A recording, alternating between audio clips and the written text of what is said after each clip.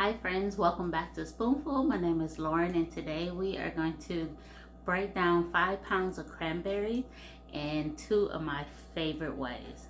Maybe 3. We'll see how much we can get through today. First I'm going to start off with our cranberries. Yes, this is 5 pounds of organic cranberries. Do not have to be organic. Usually we get our cranberries from a cranberry bog in Wisconsin, but since we are no longer in Minnesota, it's really hard to get those cranberries without paying a premium on shipping. So we're gonna go ahead and measure out about 4 cups of cranberries for the barbecue sauce. Now, because I have some leftover plums and my family thought last year's cranberry was a little too tart, I'm going to add the plums in. So in my case, I'm going to start off with 2 cups of cranberries, get the plums chopped up, and we're trying to get as close to 4 cups of fruit total.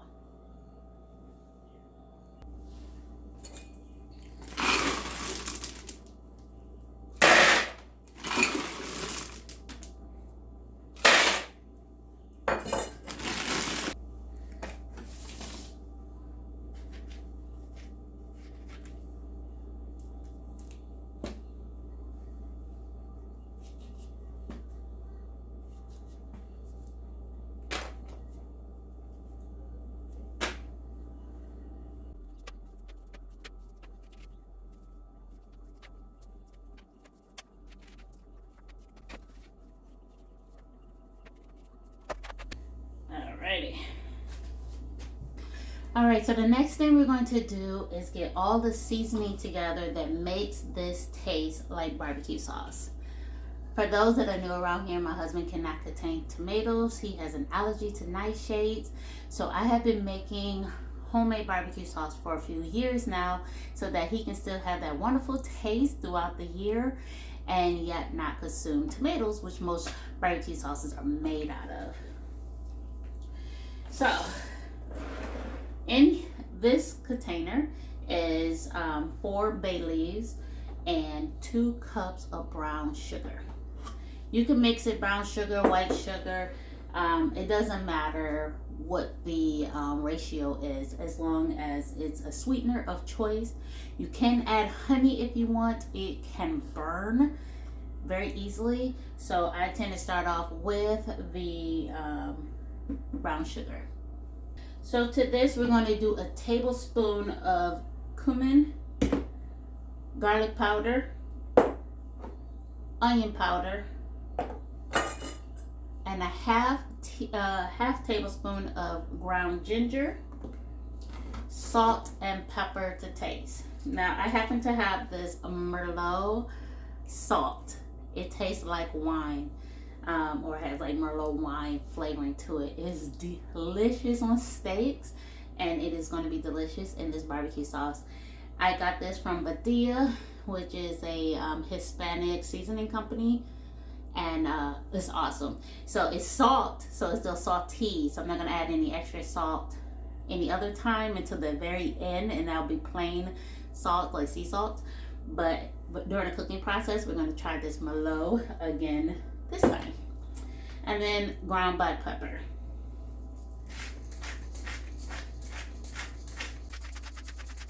We like a little heat.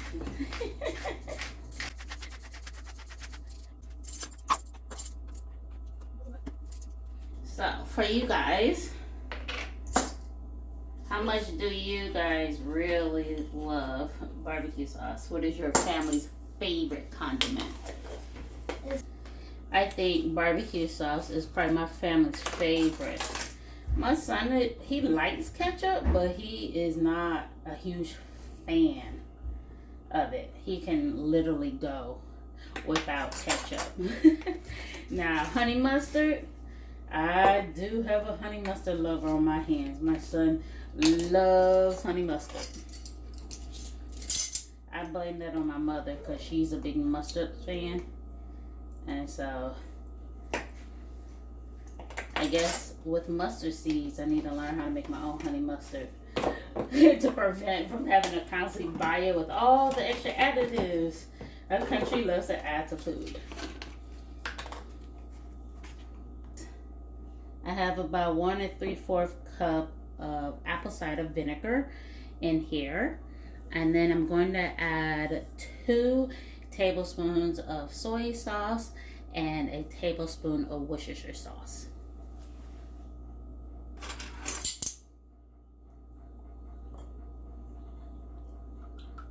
If you don't like one of these flavors, feel free to add more of the rest. But my family loves both of them, and we find that soy sauce, or at least in our case, tamari, has a good play on the cooking process with barbecue sauce. All right, the last thing we're going to add to this will be another tablespoon, but this is going to be rice vinegar. I happen to have the seasoned one. If you have the unseasoned or plain rice vinegar, that's fine. If you don't have rice vinegar at all, guess what? Don't use it. Just add a tablespoon more of regular white vinegar or apple cider vinegar. All right, guys. So this is it. So we have our liquids, our 4, probably 5 cups of fruit, and our seasoning. We're going to get all 3 of these into the crock pot. Alrighty, so we're going to go ahead and dump in the fruit first. And dump in all the seasoning. You standing right in the front of the camera. I want to help. Okay, pour the vinegar in. Right there by your elbow. Nice and slow, please. Okay.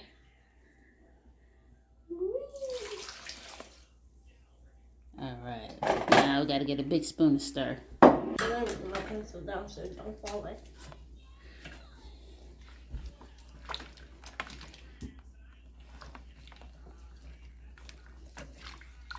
Okay. I'm going to put the lid on it. Here you go. I'm not done yet.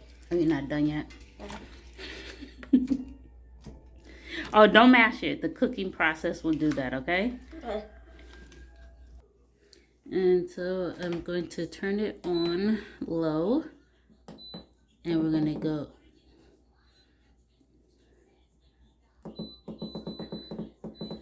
Now I'm going to do high. Let's do high for 3 hours. And then we'll turn it to low after that.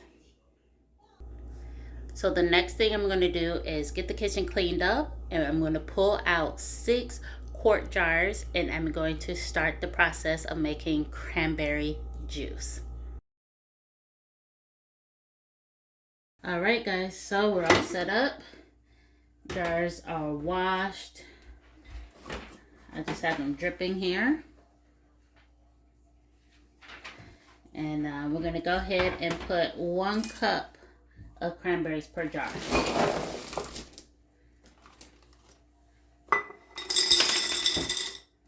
You could use a funnel if you would like.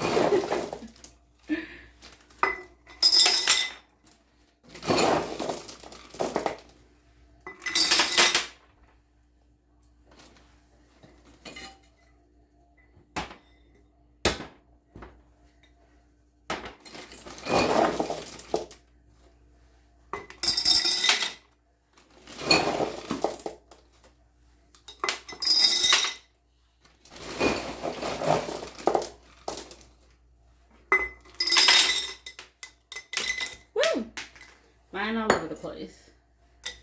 Now we're going to add a 1/2 cup of sugar per jar.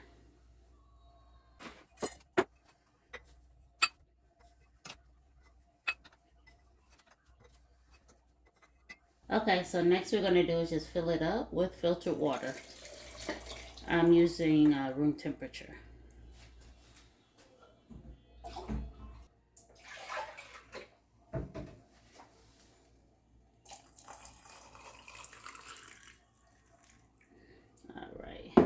We're dealing with sugar, so let's use some vinegar and wipe the lids on a paper towel.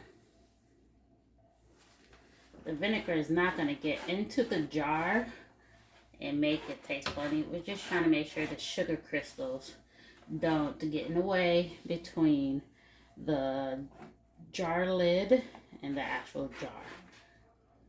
Oh, check your lids. I got a crack one. I need to swap that out. I felt that through the paper towel.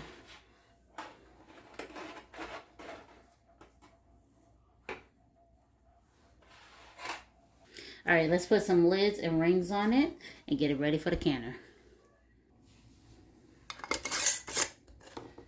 Okay, let's get it in. So cranberries are acidic fruit. You do not have to use a pressure canner for this. You can use a regular water bath method. I'm going to bring the water up to a boil, the jars are in the canner. I'm bringing it up to a boil, and then I'll start my timer there for 10 minutes. And then once it reaches the 10 minutes, I am going to crack the lid a little bit as I bring the temperature down on the nozzle, and then completely cut the temperature off so that the rolling boil has calmed down and I'm not reaching in there, burning myself with the rolling boil, and my jars aren't completely shocked of having cool air rush into the top of the pot and having a rolling boil. You can crack jars, you can have siphoning, which is when the product pushes up out of the top of the lid and rim. So slow and steady to bring this down when you have a rolling boil like that. Over my shoulder is kombucha. It is ready. It needs some flavoring, and what better flavor to start it off now is cranberry. Let's do that next.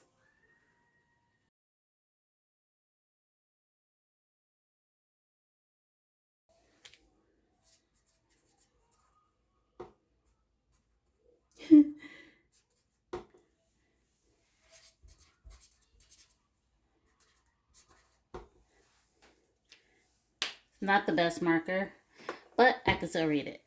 So what I'm going to do now is put 2 cups of cranberries in each bag.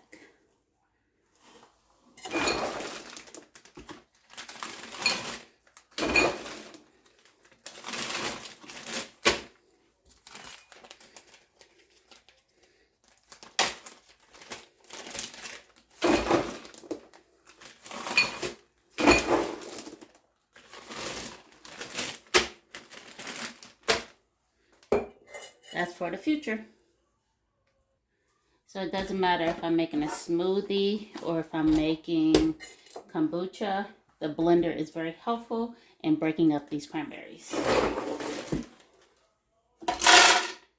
gonna get a cup in there and get it blended up.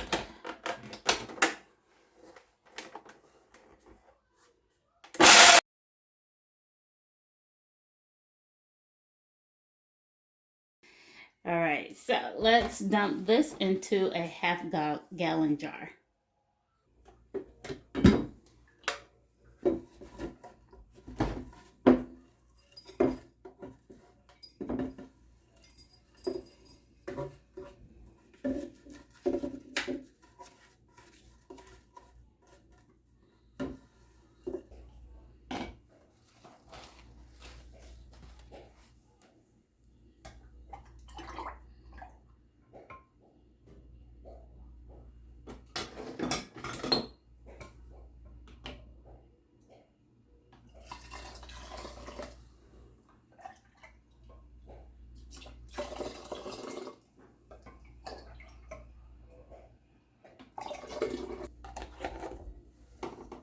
Okay, so this is going to sit for another 5 days, and then we'll drink cranberry kombucha.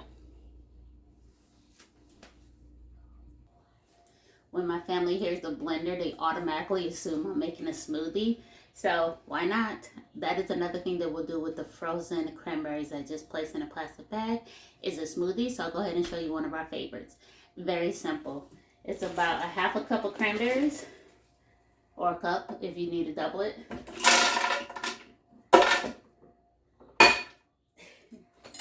And some strawberries. Let me grab that. These are frozen.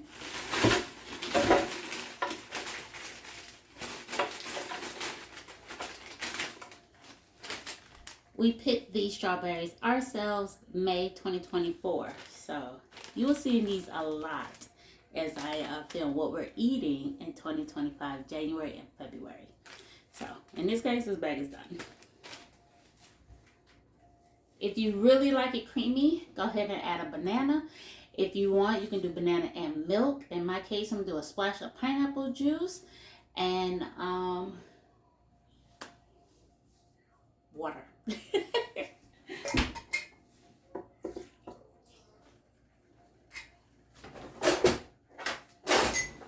Let's go ahead and throw some pineapples in there.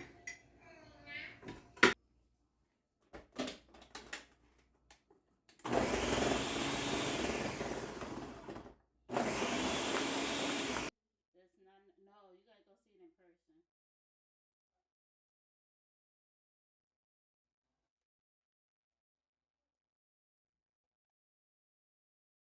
person. Good?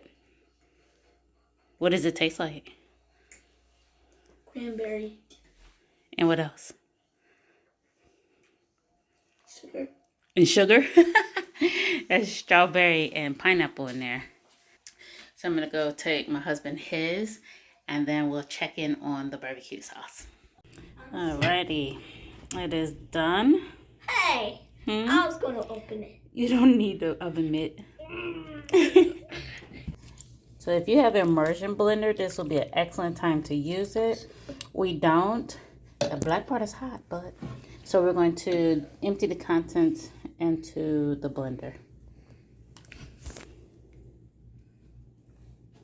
Always safety first. Not if my dish towel falls in there. All right, so it's already blended in. This is the perfect time, you guys, to taste it. See, do you need some more brown sugar? Do you need Worcestershire or tamari, onion, whatever you think you need? This is the perfect time to taste it. I came out with about 5 cups of the barbecue sauce. So I'm gonna go ahead and get about 4 8-ounce jars ready. I have it on low for 2.5 hours, and I am going to crack the lid so that some of the moisture comes out as it simmers. All right, guys, so what is left is 4 cups of cranberries, and that is going to go to make some holiday jam.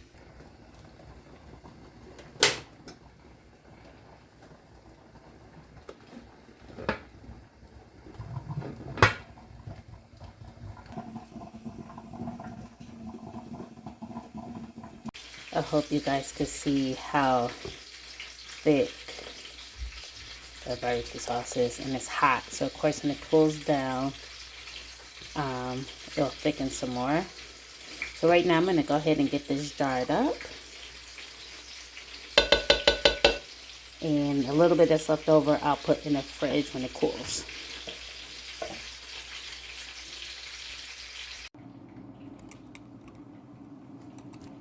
And there we have it. This is the barbecue sauce coming out the canner now. I will put 4 on the shelf, and then the 5th 8-ounce will go right in the fridge. Matter of fact, we're going to eat some of it on the fried chicken that I made tonight for dinner. So I hope you guys are able to glean something out of this 5 pounds of cranberries and how well that they will go for the future. Frozen barbecue sauce, juice, kombucha, smoothies, and jam. Talk to you guys soon. Merry Christmas. Happy New Year. Bye-bye.